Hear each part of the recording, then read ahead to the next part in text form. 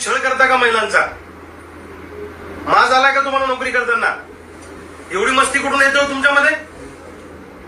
मी तिथे येऊन एक गोष्ट लक्षात ठेवायची, महिलांना जर चुकीच्या पद्धतीने टॉर्चरिंग केलं, मानसिक जर छळ केला ना, तर मी सोडणार नाही. तिथं ऑफिसमध्ये येऊन दाखवीन तुला गंमत काय येतं. एवढा मोठा झाला का तू नवघरे?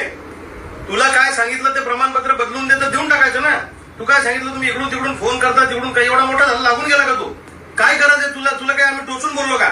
मस्ती करू नको, तुला मराठीत सांगतो. आणि महिलांना बघून असा वागतो का? तुझ्या घरी महिला नाही का?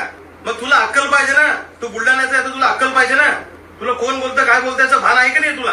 मला ताबडतोब ते प्रमाणपत्र बदलून दे. आणि त्या पोरीला जर काही बोलला ना तर तुला कपडे काढून नंगा करून मारीन बेटा तिथं. जास्त मस्ती करू नको, तू असं मोठा अधिकारी करू नकोस. तू त्या महिलेला जर उलट बोलला तर तिच्या नावाने तुझ्या नावाने कंप्लेंट करायला लावतो तिला. शासनाचा पगार घेता हरामखोर साले, वरतून उलट बोलता का महिलांना?